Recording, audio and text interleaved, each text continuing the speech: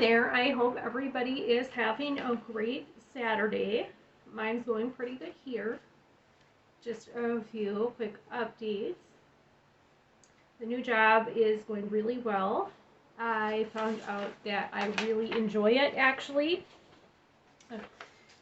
Despite that, what I'm doing now is more physical and there's a lot of overtime and the pay is a little bit less. I really enjoy it. So that's going good. Last week, I tried to set up a Zoom visit to surprise my husband for our anniversary, but they didn't have any Zoom visits available until August, which really surprised me because I thought for sure everybody would be interested in in-person visits, but they're not, actually. So I set up an in-person visit for tomorrow, which he doesn't know about, so it's going to be a big surprise. And I also then had one set up for the 24th, which I then pushed back a week to the 31st. So he doesn't know any of that yet. But yeah, surprising him for our anniversary tomorrow. I'm really excited to see how he reacts to that because he has no idea. On kind of a bad note, though, when he tried to call me on Thursday and have our last call for the week, there was an issue with the phones and he couldn't hear me, so we didn't get our phone call. And since that was our last call for the week, we didn't get another one. You know, we didn't get a chance to talk. So that's kind of disappointing, but you know, otherwise things are pretty good. This evening we got invited to a cookout at my mom's boyfriend's house. So of course it's going to be burgers and brats and maybe a Bud Light. So kind of, you know, looking forward to that. I don't do too much. And today I have to get caught up on all of the housework out there that I did not get done this week because I've been working so many hours. You know, we're working 10 to 12 hours a day. So that's a lot and it keeps us really busy. But like I said, I for some crazy reason enjoy it. So yeah, it's a lot of fun, even though my body, you know, hurts and I'm sweating to death. So that's how that's going. Next week I'll have a little bit more to say about my life because we're taking a little mini vacation and everything, but this week I didn't have a whole lot going on. So what I've got in front of me here is a paper. A while back I had sent out some questionnaires to a few guys and I got a few responses. I'm still waiting on a few more, but I figured I'd go over what I do have, you know, and like go from there. So when I had sent out these questionnaires to different, you know, inmates, I gave them a list of questions that I thought the public, you know, that you guys might want the answers to. So since nobody gave me any real ideas for questions, I had to come up with them on my own, and then I'm going to add in a few things too. So the first question that I asked here is, what do you think is the most difficult part of being in prison? The 4 people that replied, not being able to be around family, missing big events, you know, weddings, funerals. Somebody said that once you go in, you're kind of forgotten about, you know, out of sight, out of mind. And a lot of, and particularly in my husband's case, he has one friend that he sometimes hears from before he was arrested, before he was locked up, but he doesn't hear from his family, from anyone. So, I mean, it's really just me. So, you know, losing those, you know, relationships with family. Second question, what do you think will be the hardest adjustment when you get out? Pretty much everybody said adjusting to the new technology because a lot of these guys that I've worked with have been down for quite a few years, you know, 20 plus. So adjusting to the changes in technology and the insecurity of being accepted as a part of society. You know, not knowing if, you know, they're going to be accepted once they get out of prison, you know, because they have a record. They're just wanting to be part of society again. If you could go back in time and prevent yourself from being locked up, what would you do differently? The resounding, pretty much unanimous answer from everyone is to stay away from drugs and alcohol, and to stay away from bad crowds. To not run with the people that were getting them in trouble. Bad influences, I guess. What would you say is the most positive thing to come out of this experience? I've got a couple of answers here. Becoming closer with family, from one person, and making self-improvements. In prison, there's a lot of opportunity to reflect on the things that they've done, and if a person chooses to, there's a lot of opportunity to make improvements. What would you think is what do you think would be most surprising to people about being in prison? Answers that I got are that guards bring in cell phones and drugs. That's actually more often the case than actually visitors from outside bringing them in. It's more often going to be that actually the corrections officers that are bringing in drugs and cell phones. The guards are very disrespectful to the inmates, and they're treated like subhumans, like animals in a zoo. In fact, animals in a zoo are actually treated better than most of the inmates. So I think that would be surprising. What would you most want people on the outside to know about people who are incarcerated?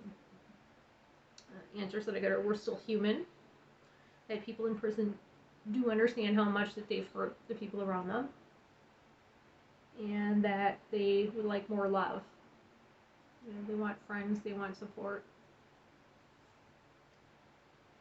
What are your plans for the future when you do get released?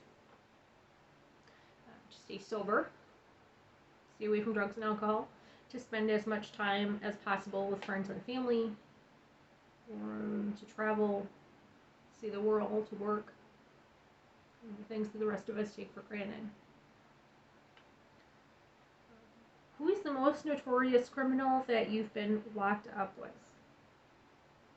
A very close personal friend of mine. I call him Pops, because I do think of him as sort of a surrogate father figure. Did a little bit of time with Jeffrey Dahmer. So, of course, that's interesting. We have a gentleman who has done some time with Stephen Avery. If you've seen that special on Netflix. My opinion on that, by the way, is that Stephen Avery is innocent, and the county knew that they were going to have to pay out a massive, massive settlement to him for wrongful imprisonment, and they wanted to lock him back up so they didn't have to do that. That's just my 2 cents. And then the other person who answered this was said a guy named Frank, who was an old safecracker that like you would think of in the old black and white film noir, who he said was the most honest criminal he ever knew, which he wasn't really famous or infamous per se, but definitely an interesting character, sounds like. What is the craziest dish that you've made with ramen? I got some kind of vague answers here, but nachos and hot and spicy ramen with peanut butter. I have heard, from guys, and there are all sorts of different dishes that they make with ramen, including things that involve both peanut butter and pickles. Sounds pretty gross to us, on the outside, but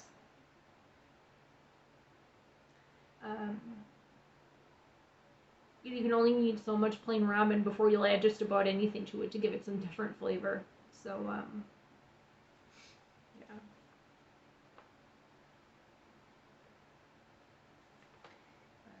What do you miss most from the outside? Everything. Going to church, being able to do things when you want to on your own schedule, instead of being told what to do, being with family. If you hadn't gone to prison, what do you think you'd be doing with your life right now? One of the gentlemen said art, something with art. My good friend Pop said I'd probably be dead due to drug and alcohol use. And another one said they would have continued on in the medical field.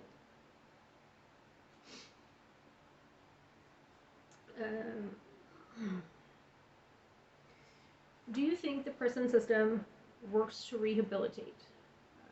Kind of got a split answer on that. I got a couple people who say no, definitely not. The vocational programs here are outdated. They really want to isolate you. It's more based on punishment. And I've got two that said it's possible if you really want to make a change. Personally, again, this is my 2 cents. I mean, prison isn't supposed to be a pleasant experience because it is punishment. However, that only goes so far. And, we focus all this, this out here in the real world. Not that prison's not real, but out here, we focus on, you don't punish your kids, you teach them, right? So instead of spanking them, you teach them right from wrong. Teach them ways to cope, right? That's supposed to make them better, more functional members of society. The same principles then should be applied in prison.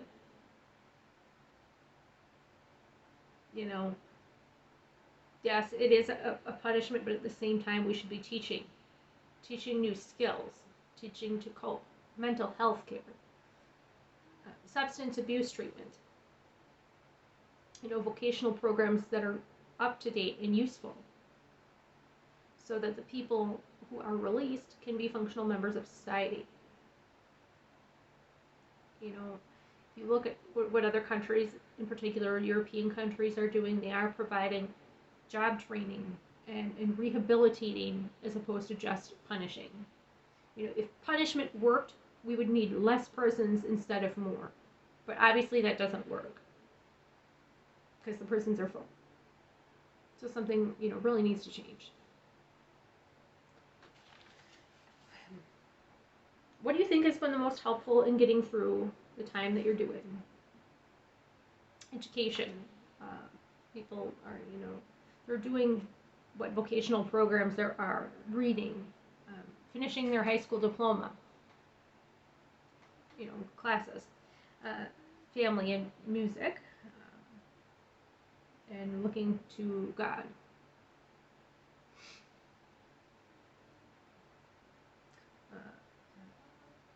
The other questions that I did ask, or if you're in a relationship, what is the hardest part of maintaining it while you're locked up? 3 of the gentlemen were single. Well, all of them were single. One of them having gotten divorced due to his situation. What is the best part of being in a relationship while locked up? Of course, no, none of them had an answer to that either. So that's pretty much what I've got from these gentlemen. So I want to say thank you to James, Steve, or as I call him, Pops, Michael, and Mr. Martin, who did give me some answers, and I am waiting to see if, I did send a few out. My husband, who was one of the first people I asked, actually has not sent one back, so I'm a little disappointed in him right now, but that is, that's the questions that I came up with. If you think of any others, of course I want you to leave them in the comments, because I do want to do another kind of Q&A with some additional questions. There is a few other things, like I said, I just want to add my 2 cents in about that a little bit. So things that most surprised me about the prisons, it did surprise me that actually the guards are more likely to bring in paraphernalia, drugs, cell phones than family members and friends. That surprised me. Another thing that surprised me, and I guess this depends on where your loved one is some of the persons do have like a communal shower, meaning it's just a big open shower for everyone. And what surprised me is that guys will shower in their underwear. To not disrespect each other by essentially being naked, having their privates out there on display. So that surprised me as well. Some places they do shower in their underwear. My husband is currently in a facility that they have like a half wall in between the showers. So he doesn't do that anymore, but that definitely surprised me. It surprises me that there isn't better, mental health services and rehabilitation and education. It surprises me that how many people die in there and it gets covered up. They do, and this is not confirmed. Nobody will confirm it. But people are disregarded when they have medical symptoms. I've heard the stories of a gentleman who was having chest pains, having symptoms of a heart attack, and kept being told, you're fine, And I don't know if they had a history of crying wolf or just what the situation is, but they were sent back from the HSU, which is the hospital unit, several times, ultimately died of a heart attack. So they're not getting good medical care. They're getting disregarded when they have, real illness. And it's not all the time, it's not at every facility. But it does happen, and it does get swept under the rug. Paperwork disappears. Happens more often than you would think. Do a lot of rapes happen in prison? I have not outright asked my husband that question, but there is a federal law called the Prison Rape Elimination Act, meant to target, rape in prisons, whether it's staff on inmate or inmate on inmate. So it's not something that I've heard about. It may still happen occasionally, but there are laws in place to prevent that. Is there a lot of violence, like you see on TV? I don't hear about a lot, and I don't know if that's just because my husband doesn't want to worry me, or if there really isn't a lot. There's occasionally fights, between brothers and stuff, guys that have a beef, but nothing major from what I hear. What's the most disturbing thing that I've heard from my husband, that there was a transgendered inmate in the male prison that tried to castrate themselves. And I'm not transgender, of course, so I don't know what it feels like to be trapped in the wrong body. But it must be awful. It must really be awful to feel like that's your only option. I think there probably could be better care for trans inmates.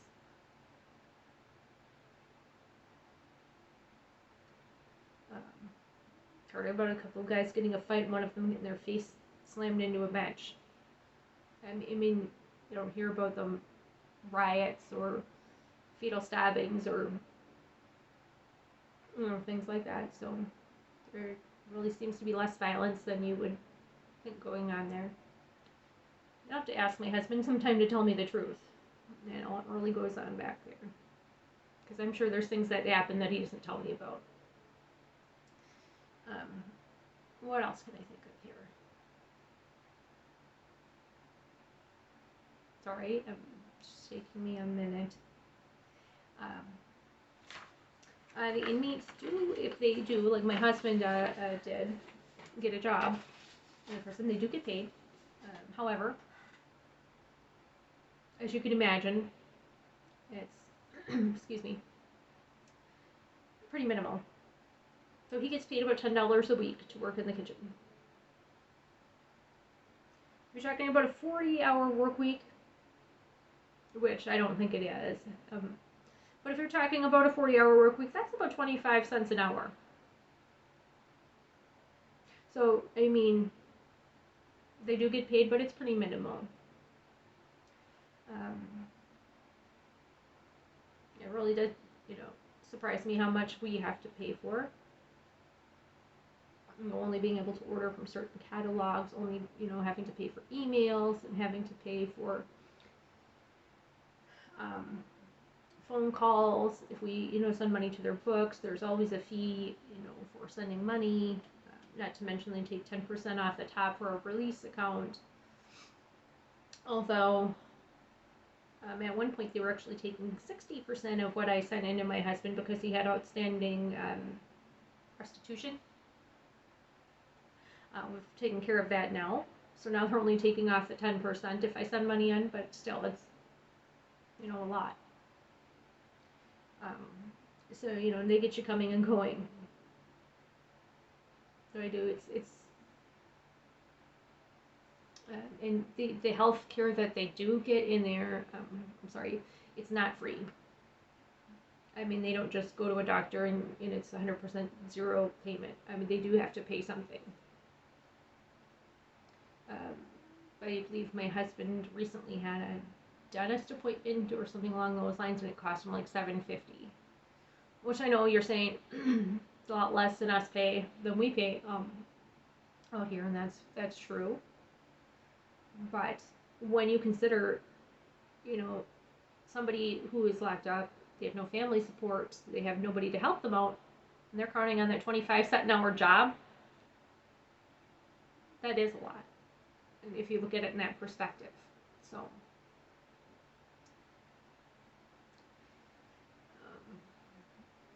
if you only made 25 cents an hour, $750 would be a lot. Because it would take a long time, to make that up. So, as I had said, and I've said a lot over the last few weeks, our anniversary is tomorrow.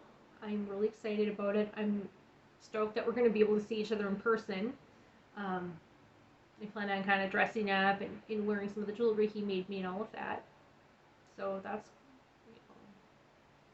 and I think it, really feels crazy that a whole year has already gone by since we got married. It's been a good year. We hardly ever argue.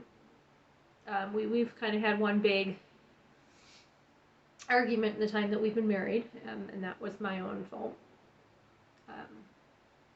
But we worked it out. I'm lucky that my husband's a very laid back, kind of go with the flow type of guy, and very chill and very sweet. We don't argue. We don't have anything to argue about. So things are really good. And I've probably said this before, but I have people tell me, what would you, don't you think you deserve better? You're crazy for marrying somebody in prison. And he's one in a million. He treats me so well. He's so kind. He's so thoughtful. He's so caring. He's so loving. How could I ever find somebody, again, out here that treats me as well as he does? I don't even want to try. Guys like that they're so few and far between. Anyway, I'm gonna have to call it a day, call it a video here, because I do have a lot of stuff to get done. Because we're working so many hours, it's like I've been working and sleeping. I haven't had time for anything else. I'm gonna make a big, hopefully, pan of enchiladas tomorrow to take to work this coming week. They are great. They freeze well, so I like to make up a bunch of food, over the weekend that I can just take out of the freezer and take to work in the morning, So, that's what I like to do. So I'm going to make some enchiladas. For myself, and I gotta figure out something for my son too. Well, he's got some leftovers also, so that probably will be okay. But got a lot to do here. Got this video to edit. What I would love for you to do is, if you have any thoughts on things that you want me to talk about, if you have some questions that you want to ask, go ahead and leave them down below in the comments. When I get them, I do look at everything. I do want you to go ahead and click the like button. Give me a thumbs up. Let me know you love the video. And I also want you to go down there and click the subscribe button so you get notified, and the bell icon too, so you get notified of new videos. I really want to apologize for the watermark over last week's video because I had some issues with my subscription to my editing program. I really apologize. This week will not be a problem. On my Facebook page, I do have some cards for sale. Hopefully to get some beaded items eventually, but got a couple of cards listed right now. So go ahead, let me know if you're interested in purchasing. Send me a Facebook message. Otherwise, I thank you very much for watching. I look forward to talking to you again next week. And you guys are awesome. Have a great day.